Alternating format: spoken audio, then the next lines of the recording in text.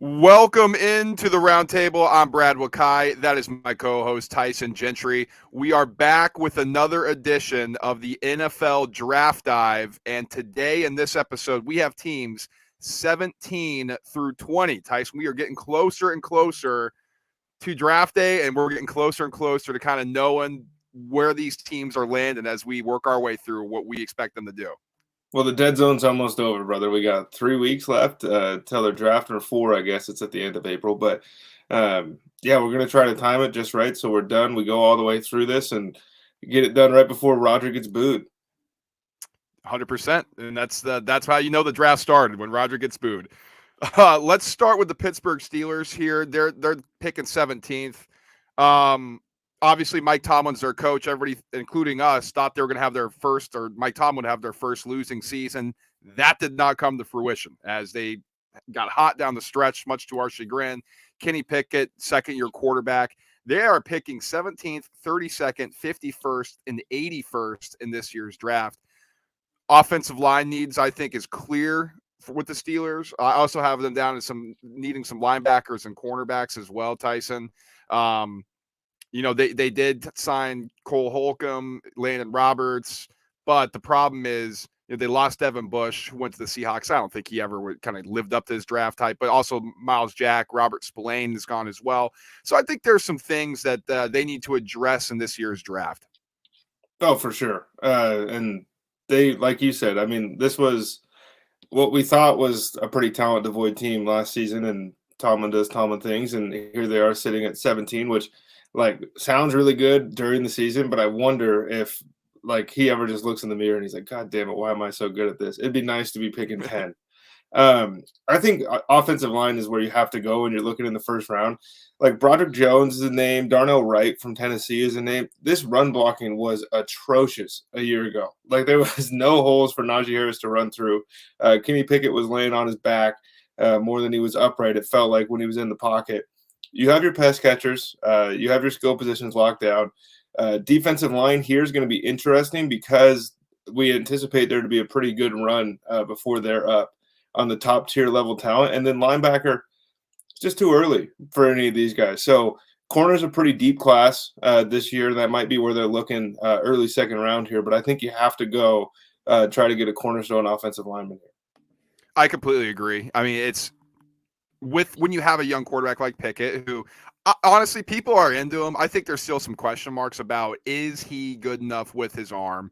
Is he elite enough to kind of get you to that next level? That's what they're going to have to figure out. Well, how do you figure that out? It's by having a good offensive line. The past 3 years, it's been a joke. They can't run the football. When you drafted Najee Harris so high, you expect that player to deliver. And the way to do that is by actually being able to create running lanes and block for him. And so I think that's got to be a major thing that's addressed by the Pittsburgh Steelers in this one. And then they have a ton of draft picks. Like I said, they're sitting there. They can go get somebody in the early second round with 32 that they got from the Chicago Bears. One of these linebackers. So I think honestly now there's been a study on it. We talk about, man, it's stupid to draft first round running backs. It may be stupid to draft first round linebackers when you really look at it. So that's where I think the Steelers can start to address some of those concerns on the defensive end, and then maybe cornerback, even early second round, using linebackers and getting linebackers later with their picks in the high second, third rounds as well. And they're going to make the right selection probably, because that's kind of what they do when they're not trying to swing for the fences. Yeah, absolutely. And it's a rebuild, right? I mean, let's look at the Steelers to be honest about things right now. The Bengals are a better team. They have a better quarterback. If they can ever kind of figure it out in Baltimore with Lamar Jackson, you're much more high on what the Ravens can do with Lamar than what we've seen so far with Kenny Pickett and the Steelers. And the Browns are talented. If Deshaun Watson can figure things out, and maybe it comes this year, maybe it doesn't, who knows? But his upside, we've seen is top 5 in the league, where Pickett, you're not quite sure what his upside really is or his high end is. So we could be looking at some cellar dwellers for a while. Might as well start rebuilding the foundation here if you're in Pittsburgh. You did say a couple ifs there. If they get Lamar and if the Browns figure it out, I think the Steelers are the kind of organization that they don't – they're looking at that, licking their chops right now.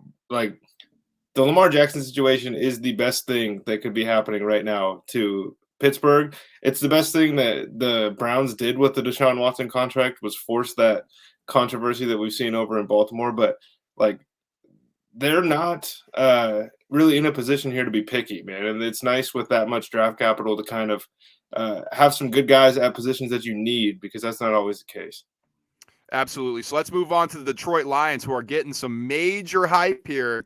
They have a ton of draft capital. Obviously, we know our guys, their head coach, Dan Campbell, who I think's done a spectacular job. It looks like Jared Goff, they're very comfortable with what he's doing for that franchise right now, as he's not going to be challenged this offseason. We don't think for that starting position, even if they draft a cornerback or a quarterback with the high pick that they have at 6, which we already did in a previous draft dive. We just told them go ahead and draft Devon Witherspoon from Illinois. It just makes perfect sense for him.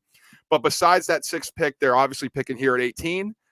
Other draft capital they have early, 48th, 55th that they're getting from Minnesota, and the 81st overall pick. Now, I still have them down to some edge rushing needs, linebacker and corner needs, but they did get Cameron Sutton and Emmanuel Mosley to sign with them. Cam Sutton coming over from the Pittsburgh Steelers, C.J. Gardner-Johnson, C.J. Moore at safety, and we know C.J. Gardner-Johnson, as Eagles fans, can play in that slot position. So, maybe they don't need to address cornerback as early as we expected them to without these signings, but I still think a blue chip prospect up that high, like Witherspoon, that's a player they shouldn't pass on. But focusing here at 18, Tyson, what do you think they should do with this capital? Well, this is fun because now we're getting into somewhat of like maybe a little bit of a luxury selection. We're seeing Bijan Robinson thrown here a lot on a lot of guys' different mocks, and it might not make sense after DeAndre Swift. Like if you like DeAndre Swift, you love DeAndre Swift. If you don't like DeAndre Swift, you think he's the worst player in the league. I think the Bijan thing to Detroit makes a little bit of sense because of how much they love to run the football. Deuce Staley isn't there anymore though, and I wonder how much of the reliance on on Jamal Williams last year was because like that's the kind of running back Deuce Staley likes. I mean, they go out and they get David Montgomery, and now you're telling me they're going to throw Bijan Robinson into here as well? That doesn't make a ton of sense to me. They're at a weird spot because like the offensive line is elite.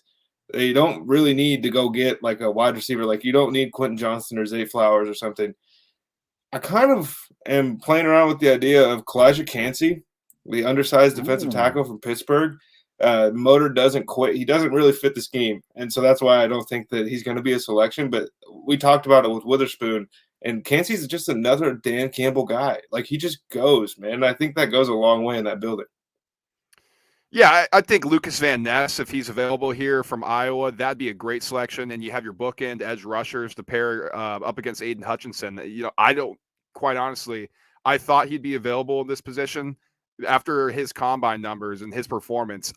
There's like rumors he's going to go top 10 or top 15, which, to listen, it's a premier position. If you get an elite edge rusher, that's what you're looking for in this league right now. Other than that, for the Lions, I mean, I could see them, quite honestly, if they wanted to be aggressive, drafting a wide receiver in this position. Now, I think if they're smart, they would try to get the blue chip type of player if you're going to draft high enough in a Jackson Smith-Njigba if he's around. Because I think if you get a Quentin Johnston here at 18, that feels like a wasted pick to me, or at least a wasted opportunity. Definitely a reach. Definitely a reach. And so there's some other guys. Though. That's his range. Yeah, I know. But like you already have Amon-Ra St. Brown on the roster. You already drafted Jameson Williams. Like you need to reach and get somebody like a Quentin Johnston. We're not quite sure if he's going to be able to be an elite player at this league, where you and I both think Jackson Smith-Njigba can play in this league. And if you pair him up, who's a one-on-one nightmare, with Amon-Ra St. Brown, who's a one-on-one nightmare, and the speed of Jameson Williams, that is a scary offense for sure. I'm wondering, kind of factoring back into what they're going to do early on in this draft, if they continue to draft defense. We know like they did not have a great defensive unit last year by the stats. So maybe they try to continue to bolster their line. I think Clancy wouldn't be a bad pick there. I think maybe if somebody falls, Tyree Hunter I've seen, or somebody to fall from, or Tyree Wilson from Texas Tech. I see him falling on the boards. Joey Porter Jr., like he's falling down mock drafts all the way to the mid-teens now. And if he's available at 18, you got to think they take a look. I mean, a long-armed corner that likes to get after people, certainly feels like he could play in Detroit. Yeah, absolutely. So Detroit has a ton of options here, and I honestly think we're going to see kind of what they do early on. That's going to dictate how we view the rest of the draft. And I know we've said it a few times, like there's a possibility Detroit trades back as well. Like if Will Levis falls down this board, which I don't expect them to. I got a nice source, to be completely honest with you, which was always nice. But I don't expect him to fall in this draft. But the Lions could trade out of this pick for somebody who wants to buy back into this draft pick, this draft, and try to get somebody who's maybe tumbling down this board. This is the season that we're in when we get to the middle of the draft. Is like, are any of these guys actually going to be picking here? I know, and apparently there's some rumors, Tyson. I'm sure you've seen it as well, but I'll share for the audience that people who are in the know and have like kind of talking to different teams are like, yeah, the board how it's set right now in the draft order is not even going to be close to how it finishes on draft day. So there will be movement according to people who are kind of plugged in. Well, especially like this, it's not. Last year we went Kenny Pickett at 20, I think it was the first quarterback off the board. Then nobody else till Malik Willis goes in the third. This year you have, assuming at least 4 first-round quarterbacks, and now Hendon Hooker's getting some first-round love from a lot of Todd McShay, Mel Kiper types as well. I mean, 5 quarterbacks that's plenty of reason for some of these teams to be looking around. I think one of them's coming up next. Absolutely, and that is the Tampa Bay Buccaneers. And it's crazy to see them picking at 19, after the season that they had last year. They suck. Oh, it was brutal. And they don't have a lot of draft capital. 19th, 50th, 82nd in the first 3 rounds. Todd Bowles, their head coach, and I have a question mark at quarterback. Is it going to be Baker Mayfield, who they went and signed? Is it going to be Kyle Trask, who they've had in this system? I'm not quite sure. So I honestly am looking at it like they need a franchise QB if they want to keep this thing going. I think offensive line's a big thing for them as well. And defensive back, they got shredded up last year. This was a good unit a couple years ago, but that defense really fell off the past couple years. What do you expect the Bucs to do when it's seemingly a solid roster looked to have so many holes last year? Well, this is the prime team, I think, that if Will Levis does tumble down the board, like this is the team that would want to go get him. You have Mike Evans, you have Chris Godwin. Evans is aging out a little bit, but he's still a monster. Like don't let your fantasy football stats confuse you. He was really good again last season. They have the pass catchers. Rachaad White stepping into that role at running back. They're not going to fill kind of a committee role here at 19. This is a super weird team because there's cap casualties all over here too. Like we're seeing a little Devin White smoke. Is he going to be playing for the Tampa Bay Buccaneers in a year? Kind of the aging core of that defense, and honestly, the often injured core of that defense with a couple of those guys. Like Vita Vea is awesome, but it'd be cooler if he played 17 games a year. You know what I mean? So yeah. I think that this is a spot. This is the first one that I'm circling as a trade up on the board. We've talked a lot about trade downs and who's going to want to come get them. I think that the Bucs sitting here at 19 have to be aggressive if somebody that they like starts falling down the board because they're in trouble, dude. I completely agreed. So this is what I have on. You mentioned Will Levis, a landing spot for the Bucs here. So this is from a source. So if you're listening, I'm not going to say who it is, but you know who you are. I really appreciate this information. This is coming from a great source who knows the Will Levis family directly. He said it's either going to be the Titans, the Raiders, or the Bucs where he ends up with. Apparently, those are the only 3 that have expressed interest in him directly, straight from Will Levis himself. He remember, there's that secret meeting with the Texans. Apparently, that was just doing due diligence. Like, apparently, Levis came out of that meeting saying that they weren't serious. They just wanted to meet with me. Apparently, these are the only 3 teams that have showed significant interest in Will Levis, which makes sense, right? Like, the Raiders at 7.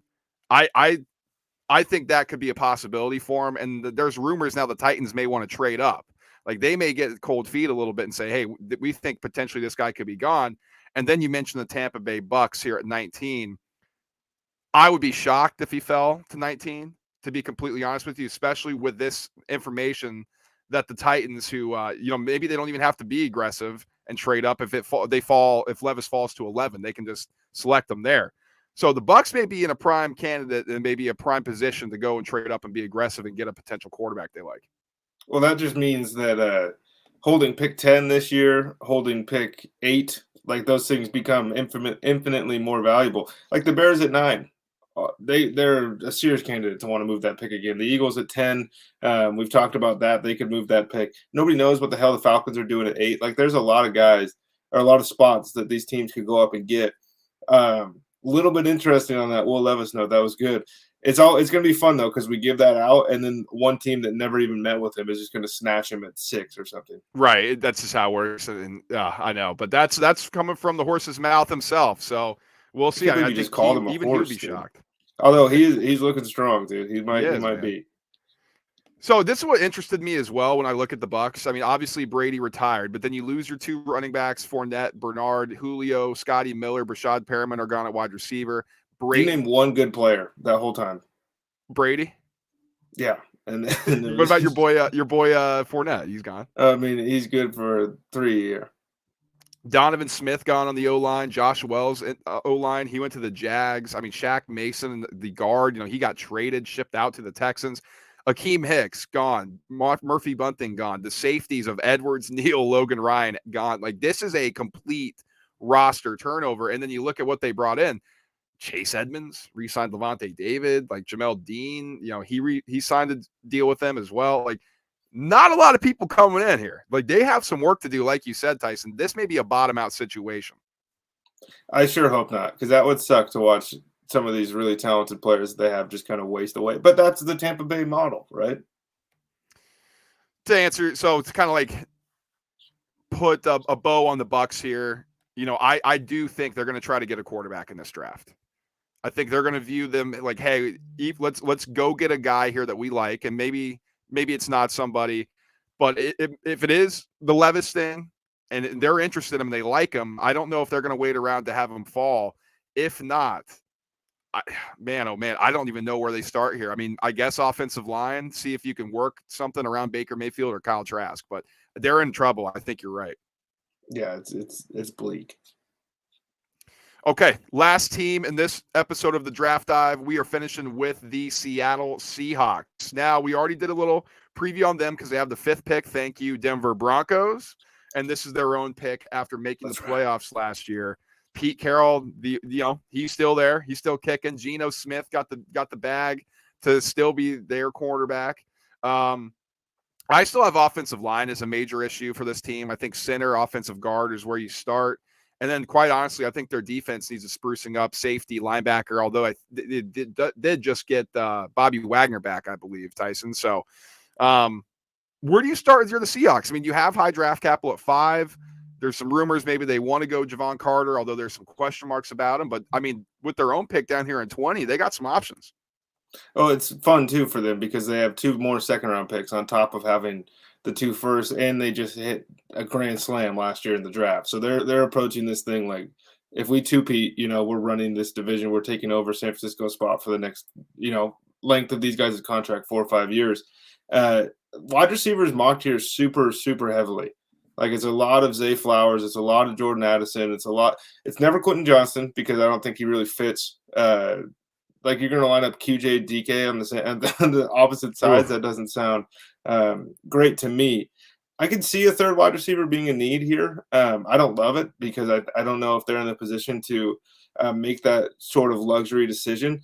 But like, Brad, if Hendon Hooker's really getting first round love, you don't think that they want to trade back with whoever to 25, 20, or 23 with the Vikings, assuming the Vikings aren't in love with the quarterback, or 24 with the Jaguars. Like, you can't really, you don't take Dalton Kincaid here because that seems like bad practice. Kalijah Kancey, again, doesn't really fit. And then you're down to, like, Emmanuel Forbes, a corner from Mississippi State. You're down to Adeboro. Is that the guy from Northwestern? Yeah, I believe. Never say his last name correctly, but yeah, and he was a freak at the combine. Yeah, he's a monster. But again, at 20, it feels like if you get him at 26, it feels like okay, that's fine. But if you get him at 20, and granted, this is just public opinion here, and draft rooms don't operate on that. But like when you're looking, it gets pretty slim at some of the positions that they really need, and I think that's why we're seeing wideout so much. Yeah, I can see a Brian Branch going here too. I mean, safety. Alabama guy, Nick Saban, Pete Carroll, fairly close, I believe. That he feels like he'd fit in the Seahawks type of role, right? Like, what do we know? What the Seahawks have been when they're good, they have a great safety. I think Brian Branch could become like a leader of that secondary, like Daryl Thomas was, if they want to go build it that way. But there's really no need for the Seahawks to truly pick here. So they can be extremely flexible. Like they can go best player available if somebody just happens to fall down this board that they're like, oh man, we really liked him. Let's just scoop him up. Like maybe they did get Javon Carter at 20 or at 5, and then there was another defensive tackle. They're like, oh wow, well, we have him high on our board. Might as well just take both of them. They have the opportunity to do that in this draft. I think if you wanted to draft a player based on need, here at 20, I think probably the best offensive lineman will be gone. If you look at it from that front, I think probably like Darnell Wright or something from Tennessee, maybe. Right. And it's like, do you want to draft 20? You want to use the 20th pick on a player like that where we're all like, he may be there, like he may be good, this and that. Or like we know one of these receivers, at least we think, would fit the team much better. Or like Brian Branches, we think is going to be a great safety. Or one of those players that you kind of go down the board and find value that you think would impact your team immediately. I think that's what the Seahawks will likely do. And I can't stress enough how well they did a year ago puts them in such a ridiculous position this year. Being able to pay Geno Smith and then kind of build that contract in a way where like you have an out, it certainly makes it seem to me, and we talked about it the first time, but Jalen Carter at 5 makes a bunch of sense, but if they wanted to go quarterback, then I think you have to be defense at 20, just with the way that the roster is structured right now, because you're going to want to try to get back to the playoffs. That's a no-brainer. It's not Pete Carroll's not trying to take 4th in the division and then enter the Caleb Williams sweepstakes or whatever a year from now. They want to win, and there's not a lot of guys that have immediate upgrade potential at the spots that they're in need of. So 20 is a very weird spot for them. It's kind of the way the board fell, the way we did it. Yeah, and if you look at like a Daniel Jeremiah mock draft, there's some guys like, some edge rushers, Will McDonald from Iowa State, Uzama from Kansas State, and you're like, God, that would be such a reach there at 20. Kind of back end first round pick guys. You're like, oh, I don't know, like Mozzie Smith from Michigan. I don't know. I watched a ton of Michigan games just because it's the Big Ten. At 20, first round pick, I'm just going to tell you, I don't know about that. That seems like a reach to me. And so, again, like you said, they're in an interesting spot here. They have a ton of options that they can do with this pick. The Big Ten man himself. He does not like Michigan defensive linemen. That's been well noted over the years here on this show. Except for Aiden Hutchinson. I was very high on him. He should have gone number 1 overall. I think the Jaguars are saying the same thing right now. I think you're right. All right. Well, that's going to do it for this edition of the NFL Draft Dive. Teams 17 through 20. We'll be back later this week. We're doing a twofer since we were so into college basketball last week that we could not jump into the NFL Draft. We're doing 2 this week, so make sure to check out our next one coming up later this week. Like, subscribe, and share the show. In the meantime, you can hit us up on our social media pages. Send us a tweet over at TRT_pod. Our Instagram handle and our TikTok handle is the same at _the roundtable pod _. We will speak to you guys soon. Peace.